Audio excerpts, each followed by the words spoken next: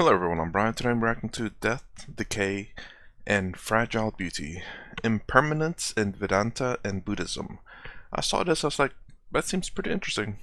Let's go ahead and get started.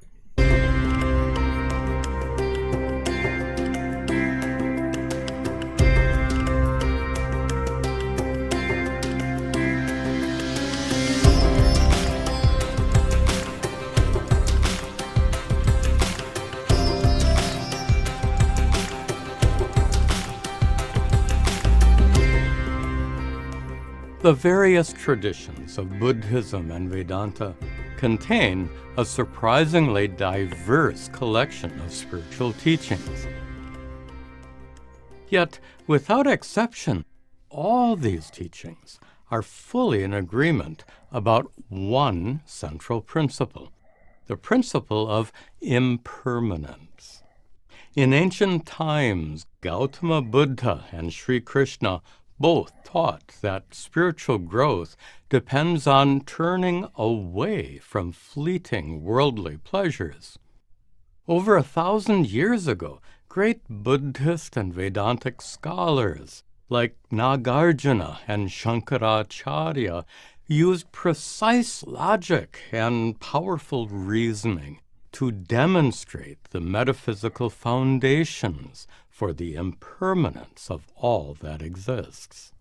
And in more recent times, celebrated teachers like Thich Nhat Hanh and Ramana Maharshi helped their followers recognize the transient nature of worldly existence and the importance of spiritual inquiry, knowledge, and practice. Impermanent is called anicca in the Pali language spoken by Buddha, and anitya in the ancient Sanskrit language.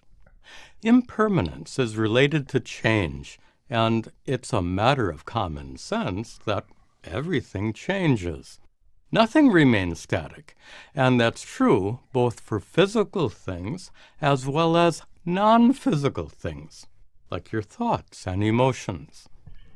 Science tells us that any kind of change tends to go in one of two opposite directions, towards greater order and complexity, or towards greater disorder, randomness, and chaos. In the absence of any external forces, change always leads to disorder, to decay and destruction.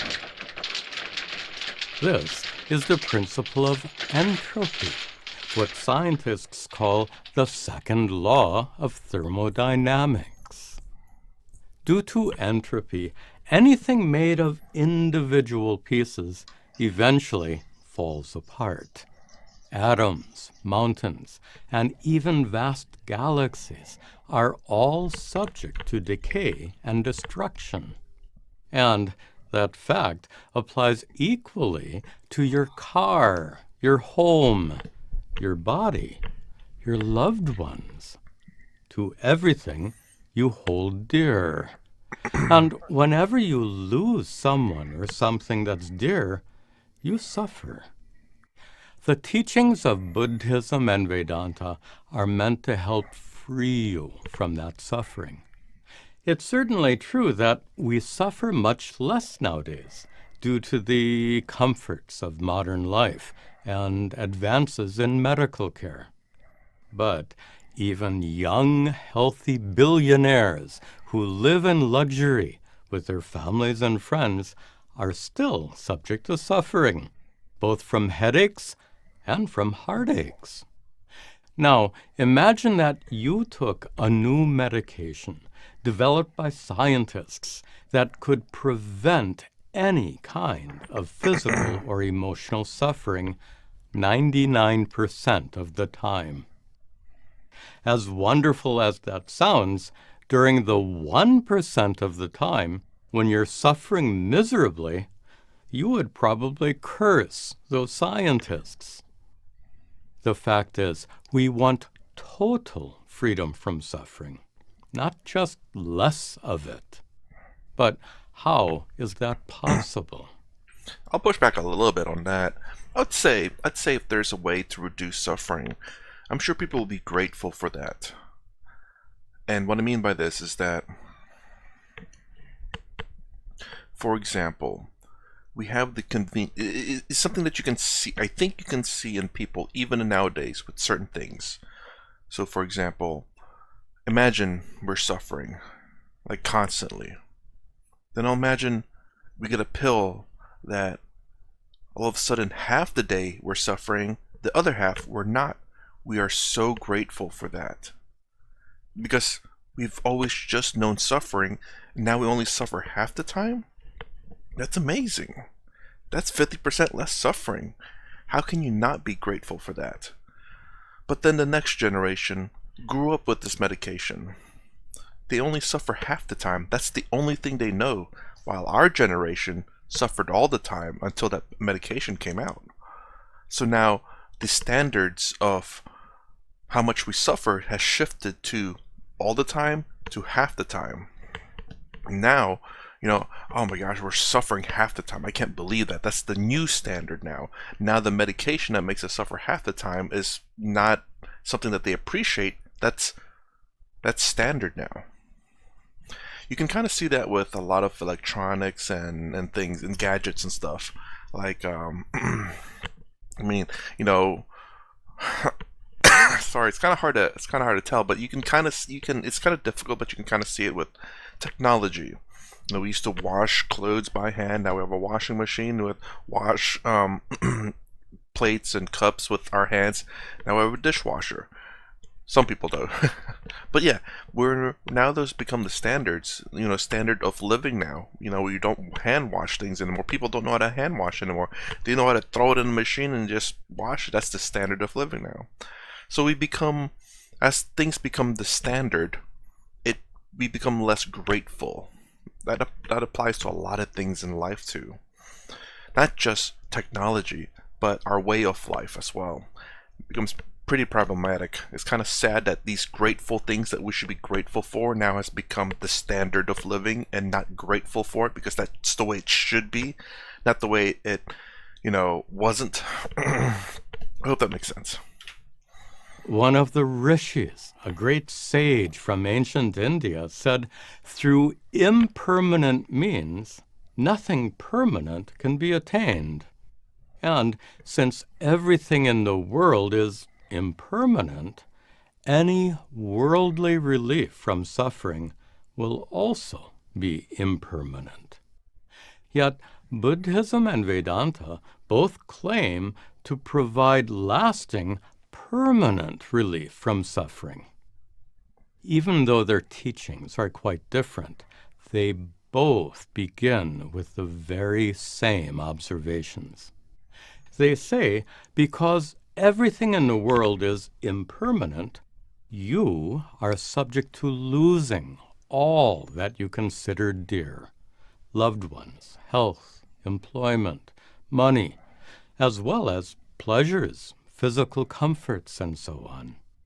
But you suffer not because of losing all those things, but because of your clinging attachment to them. In other words, you suffer due to your inability to let go, your inability to accept unfavorable situations, and your continual longing for whatever you can't have. Attachment is a huge problem for many, if not most, people. Yet the word attachment fails to capture the magnitude of the problem. Attachment is actually emotional dependence. When your sense of well-being, your feeling of being okay, depends on a particular person or situation. For example, your sense of well-being might depend on the presence of a loved one, or it might depend on someone's behavior. It might also depend on the situation, including your surroundings, your mood at the present moment, your schedule for the day, and thousands of other factors. It might seem quite normal for your sense of well-being to depend on all those factors, but the problem is you have little or no control over many of them. And worse than that, to feel okay in a situation, all of those factors have to be favorable to you, or at least benign. If a single factor is unfavorable, you'll feel irritated, frustrated, or even angry and resentful. Yet, trying to keep each one of those many factors favorable is like trying to keep 4 little kittens together in a neat row. By the time you get 3 of them lined up, the 4th one will have already wandered away. The ultimate solution, of course, is to completely avoid becoming attached or emotionally dependent on anything whatsoever. How can you do that? Well, according to both Buddhism and Vedanta, the first step is to fully and clearly understand the impermanence of everything, especially the impermanence of all that you hold dear. That's kind of hard, because when you think about your loved ones, if you say, it's really weird. It's not a balance, but it's confusing for me. You care for your loved ones, but caring for a loved one is attachment. So if you don't care for your loved ones, it just seems cold, but you're not detached. You're not attached. You're detached.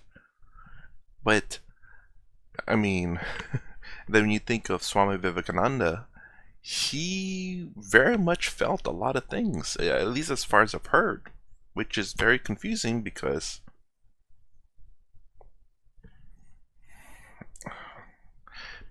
he's considered to be enlightened, but he also cried, wept, and suffered.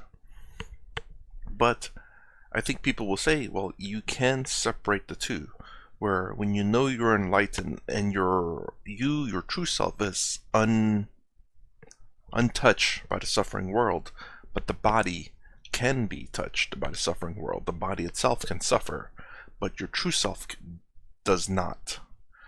And when you understand that your true self will never ever suffer, but your body will suffer everything. When you get pinched, when you get scratched, when you have a heartache, a headache, and whatever physical and emotional pain, your body will feel it all. But that doesn't necessarily mean that you are suffering. But that's kind of confusing, isn't it, though? Or at least for me, it seems like it's like, how can you say that you're not suffering when your body is suffering? It's kind of confusing, I guess, when you look at it from an outside perspective, especially one who doesn't quite completely or doesn't understand Advaita Vedanta, where your true self is not suffering, but the body is. I guess a lot of people, including myself, would assume that if you don't suffer, that means your body doesn't suffer too. It's not to say that you don't feel physical pain, but you don't suffer excuse me, you don't suffer emotional pain. I don't know why I still cough, but anyways, you don't suffer emotional pain though. I don't know. That's the thing that's kind of difficult for me to grasp, I suppose. Because for me right now, I don't necessarily suffer emotional pain too much.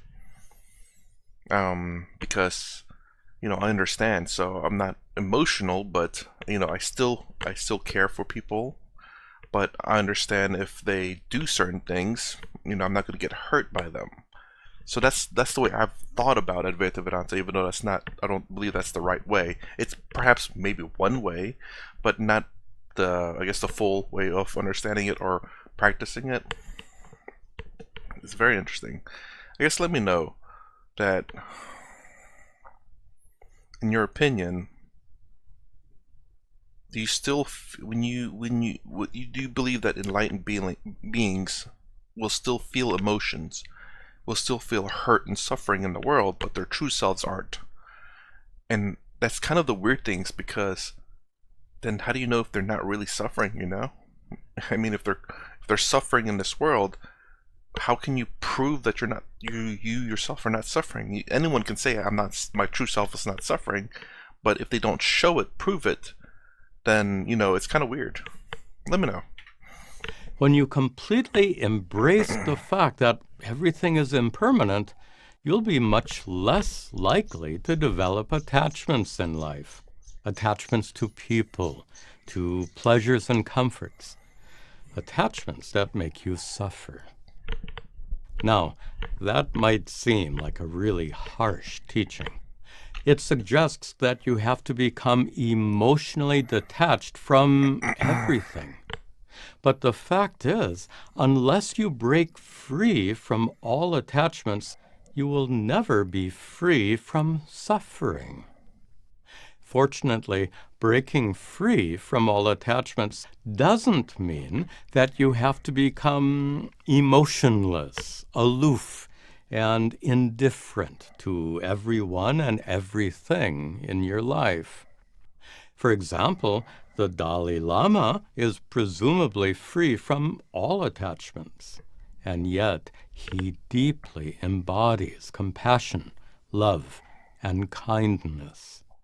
His life shows that it is indeed possible to be loving and detached at the same time. Let's talk about love. Pure love, unconditional love, is untainted by selfishness or self-interest of any kind.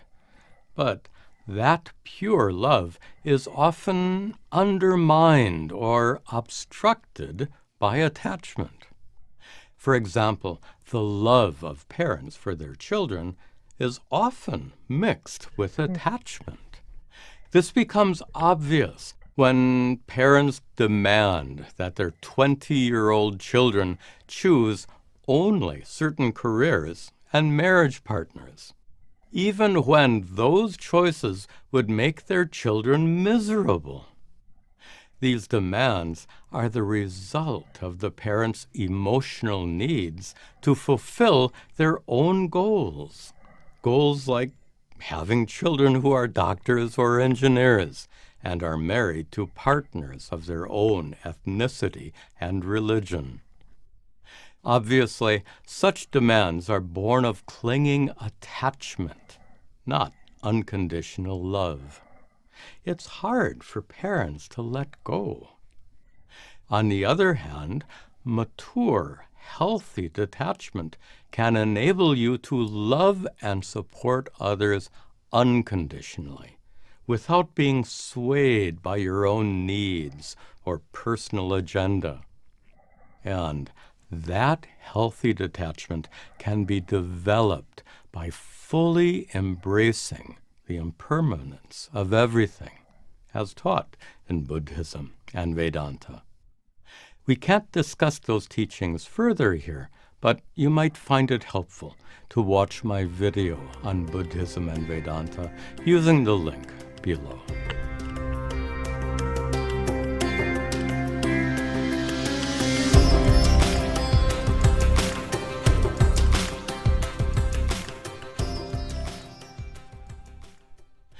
Embracing the truth of impermanence and accepting the inevitable decay and destruction of all that exists might seem exceedingly grim, depressing, or fatalistic. But there's another aspect of impermanence that's exceedingly beautiful, an aspect that's the very source of what is sometimes called fragile beauty. Let me explain. Hold on. So, beautiful called fragile beauty. I guess something fragile can be beauty, but at the same time, it's fragile though. Don't look at something fragile as something. I guess you do kind of look at it something very important, very, very beautiful, very. I don't know. Beauty, fragile beauty. At the same time, I don't think of something fragile as something beautiful, because I guess I think more. I'm more of a practical person. So if it looks beautiful, that doesn't necessarily matter. I am more practical.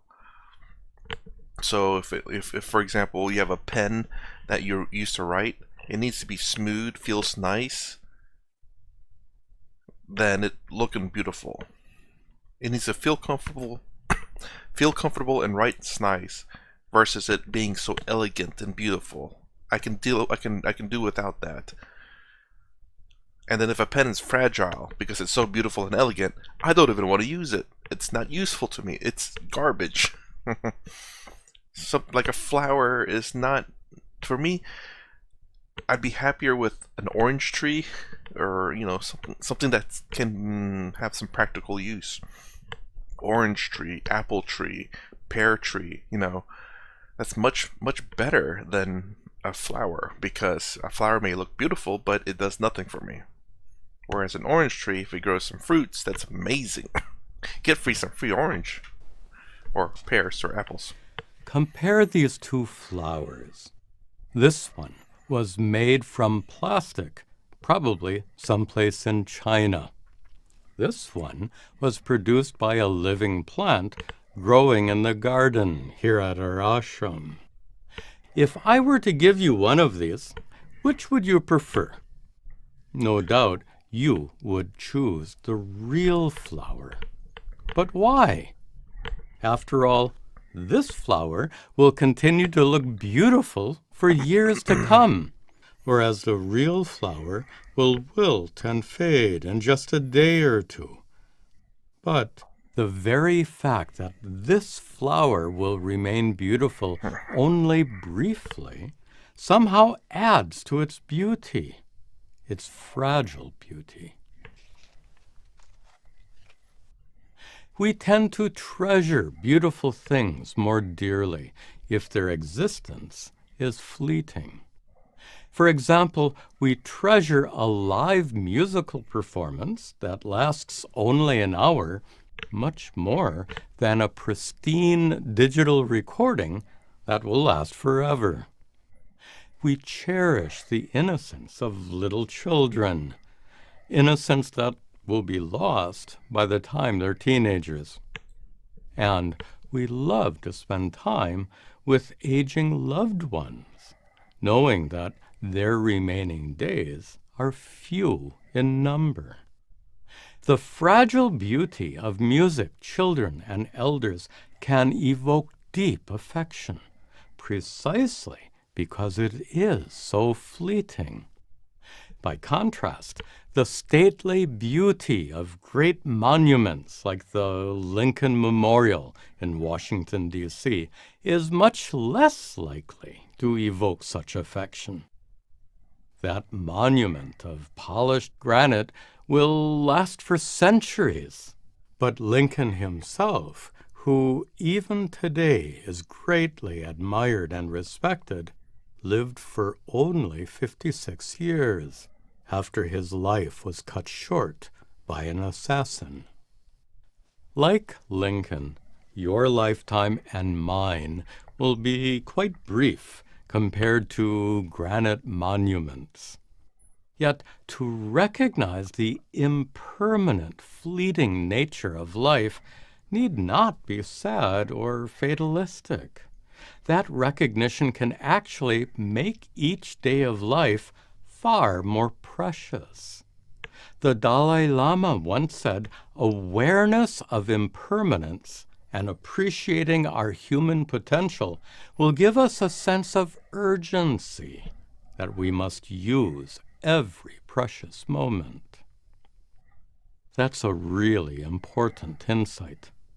Personally, I feel that sense of urgency much more strongly as I get older.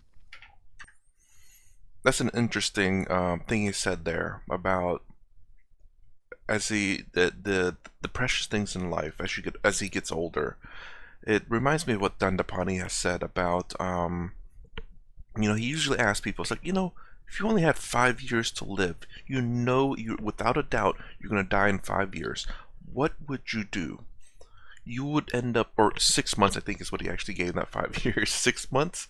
6 months, because it's a bit more for Rush. So if you only had 6 months to live, without a doubt you'd die in 6 months. What would you do? And that's the kind of question, he asked people. He asked people because he Dandapani mostly focuses on people to focus on things on their life, what is important to them. So with 6 months to live, people can kind of really narrow down what is very important to them. Family, friends, spending time with them, not working. Don't get me wrong, you still have to work. You have to pay your bills. But you start to understand what is really important in your life. Job is not that important, but it's something that you have to do. It's important to pay the bills, yes, but not as important as in sacrificing time with your family and friends.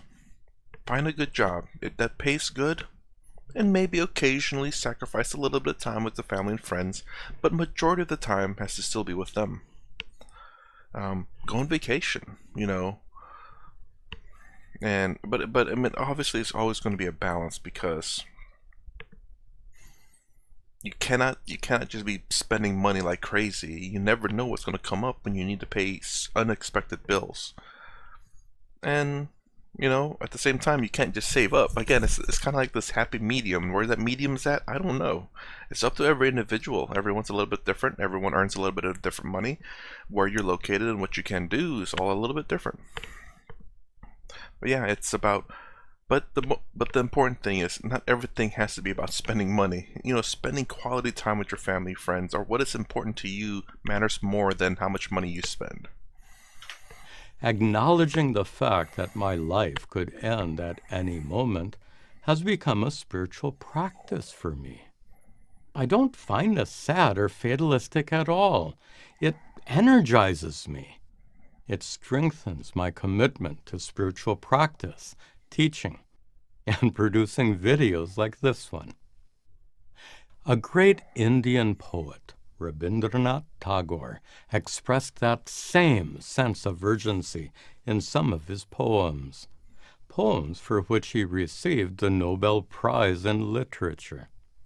In one poem, he compares his life to a flower. In Hindu culture, fresh flowers are often picked and offered at the altar inside a sacred temple. In this poem, Tagore prays to God to pluck the little flower that is Tagore's own life. That is, to accept Tagore's life as an offering, and to do so quickly, before it's too late due to old age and death. Long ago, I set this poem to music for children to sing in their classes here. My setting of this wonderful poem concludes this presentation.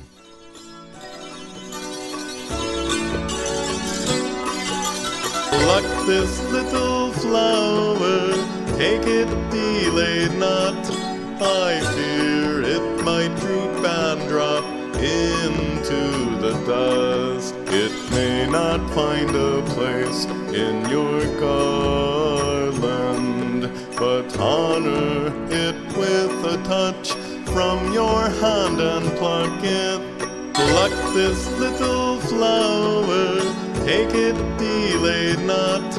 I fear it might droop and drop into the dust. I fear that the day ends before I am aware, and the time of offering goes by. Pluck this little flower, take it, delay not. I fear it might droop and drop into the dust. Though its color be not deep and its smell is faint, use this flower in your work, pluck it while there's time. Pluck this little flower, take it, delay not. I fear it might droop and drop into the dust.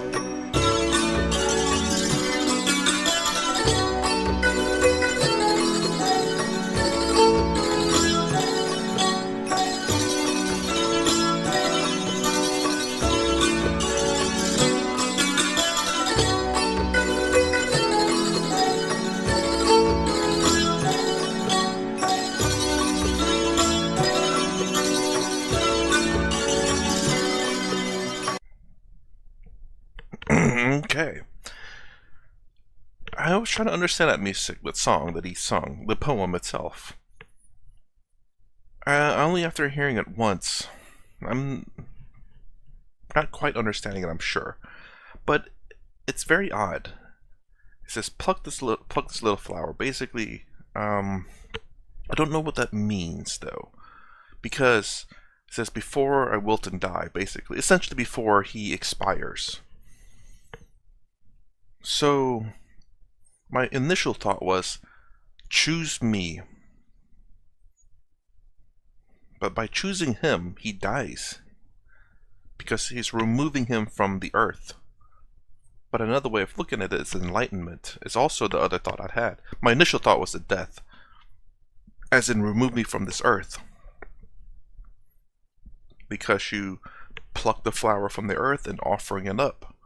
So if the God plucks you from this earth as an offering, then you are removed from this earth, i.e. dead. But my second thought is enlightenment. As in, choose me to be enlightened before this body wilts away. I guess to end rebirth, perhaps?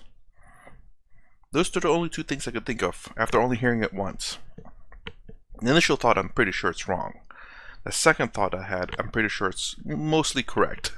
As in, choose me to be enlightened before my death so that I won't be stuck in this permanent rebirth. I'm guessing that's what it means.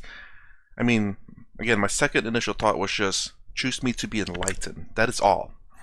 After I had that thought, I thought, okay, if I was chosen to be enlightened, why would I want to be enlightened? To stop the rebirth.